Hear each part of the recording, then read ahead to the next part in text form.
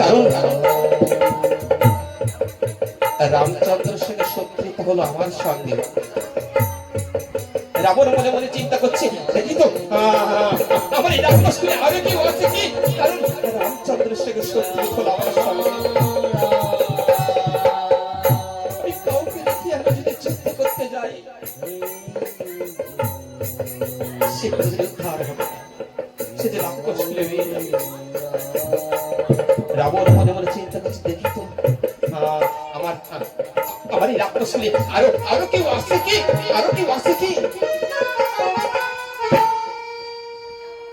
রাবণ খুব চিন্তা ভাবনা করে দেখছে, আমার এই রাক্ষসে আরো একজন আছে, সে যে আমার ছোট ভাই বিভীষণের একমাত্র পুত্র তরুণী এখনো যে আছে। কিন্তু তরুণীর বয়স মাত্র 10 বছর বয়স, আমি তরুণীকে রেখে আমি কিভাবে যুদ্ধ করতে যাব? কিন্তু তরুণীকে আমি যদি রেখে আমি যদি যুদ্ধ করতে যাই, আমার ভাতৃপুত্র তরুণী উদ্ধার হবে না।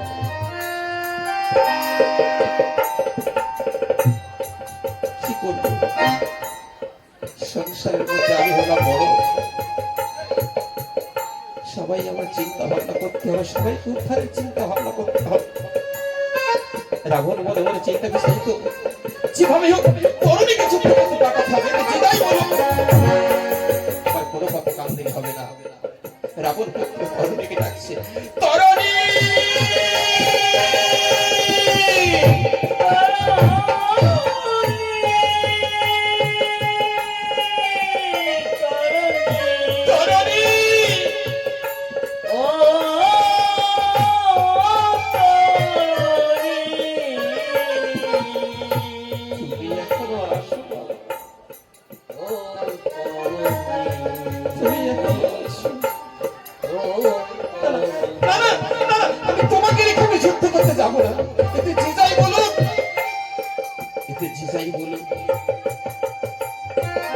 আমার কোনো কথা কান দিলে হবে না,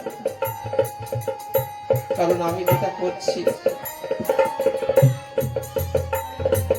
একমাত্র আমি ছাড়া আর আমার ভগবান ছাড়া কেউ জানে না।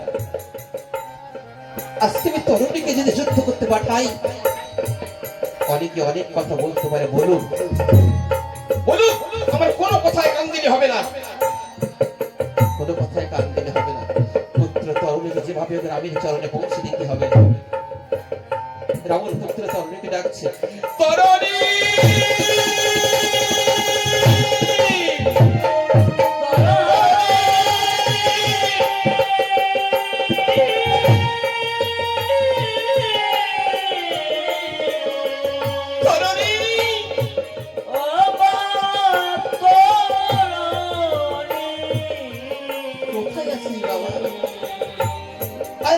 আমার কাছে আইনি বাবা, তরুণী আমার কাছে আইনি তরুণী।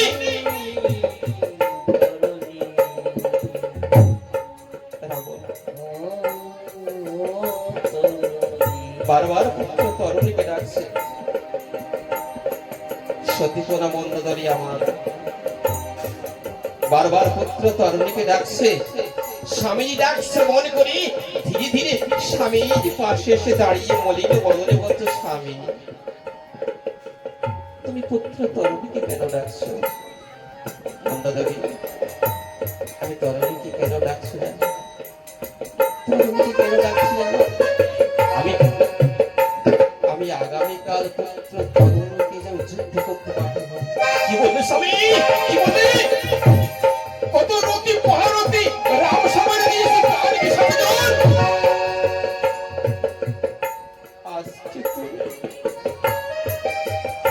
আজকে তুমি দুধের শিশুকে তুমি যুদ্ধ করতে পাঠিও না, আজকে তুমি দুধের শিশুকে তুমি যুদ্ধ করতে পাঠিও না স্বামী। মন্দোদরী, তরুণীকে যে যুদ্ধ করতে পাঠাতে হবে, তরুণীকে যে যুদ্ধ করতে পাঠাতে হবে।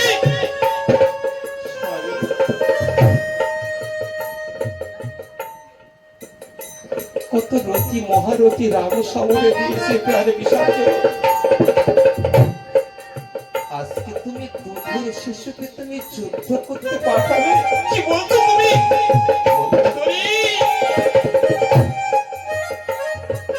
তরুণীকে যে যুদ্ধ করতে পাঠাতে হবে,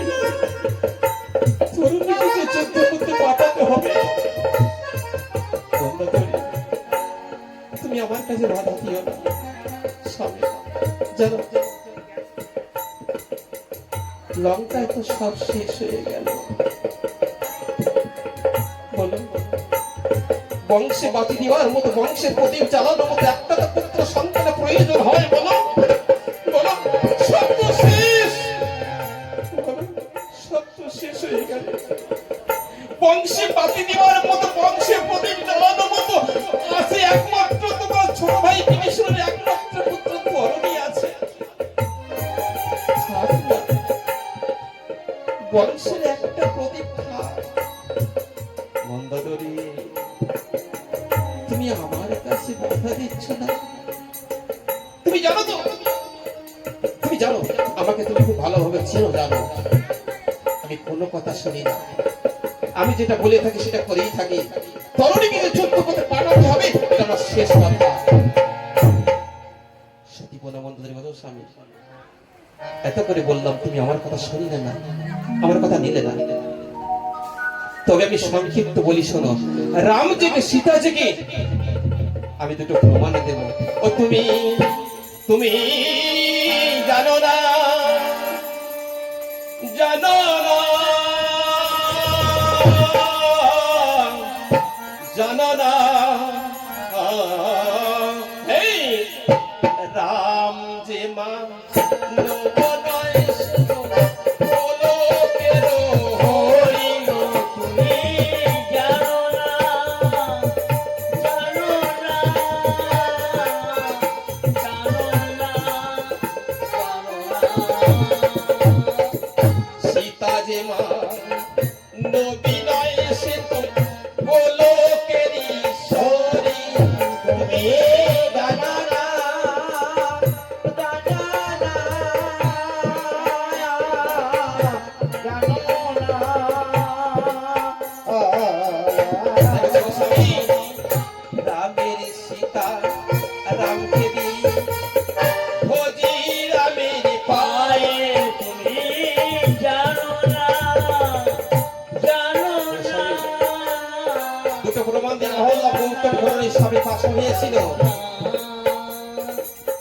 রামের চরণ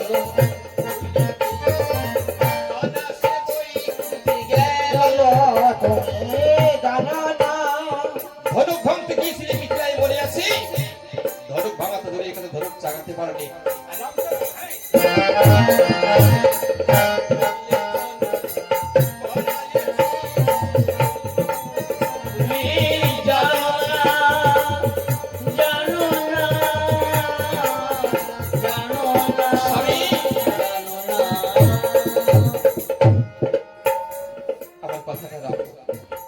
রাবণ বলছে মন্দোদরী কোথাকার কে রাম, কোথাকার কে সীতা।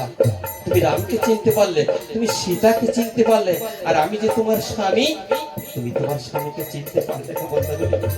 বলো তুমি তোমার স্বামীকে চিনতে পারলে না মন্দোদরী?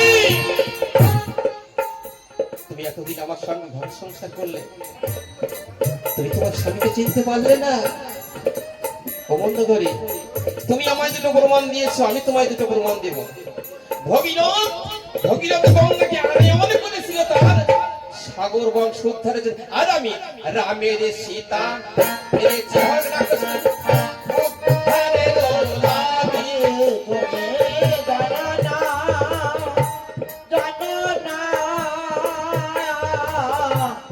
রামের সীতা হরণ করে এনেছিলাম আমার রাক্ষস উদ্ধারের জন্য।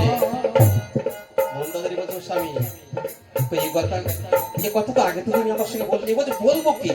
তুমি তোমার অর্থাঙ্গিনী, তুমি স্বামীর মনের কথা তুমি বুঝতে পারো না।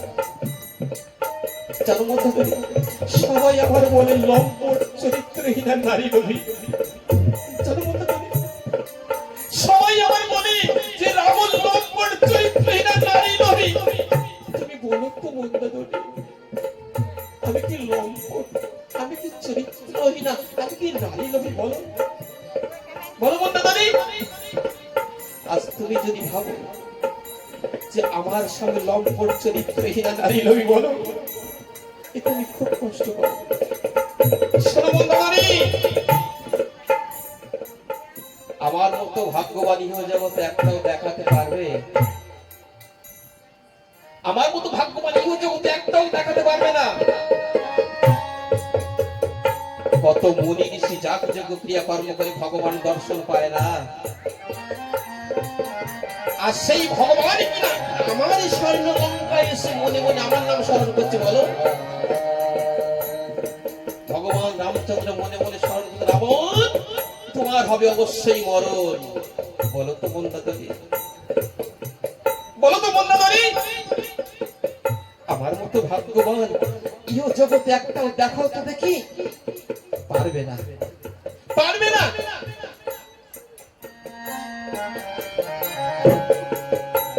শোনো বন্ধুগণ,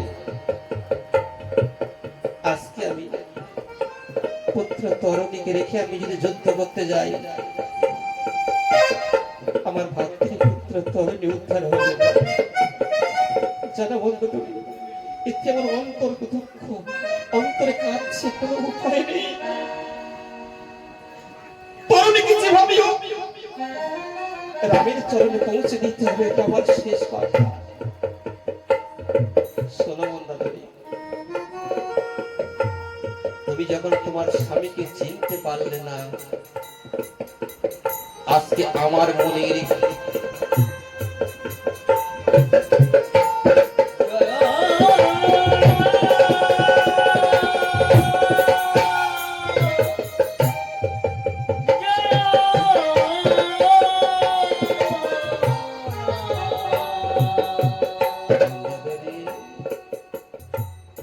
তুমি একবার আমাকে চেনার চেষ্টা করলে, তুমি আমি তোমাকে জানিয়ে যাই।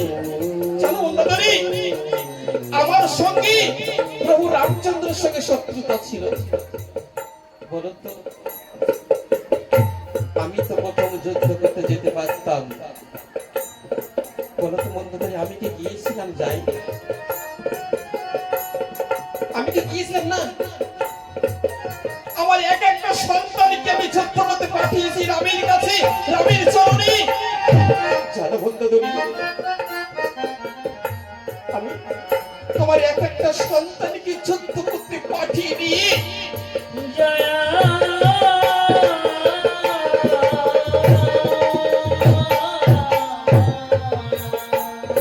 আমি ভগবানের কাছে কি বলতাম জানো?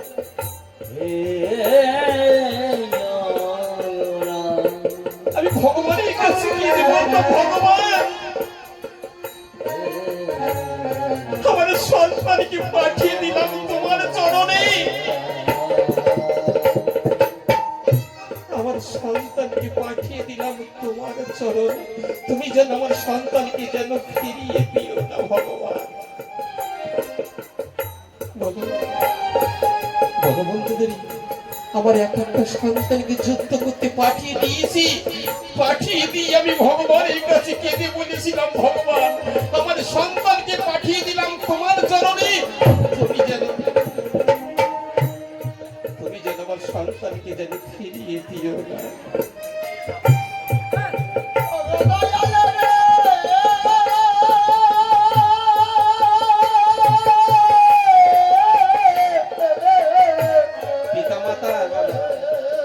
আশীর্বাদ এমন বস্তু,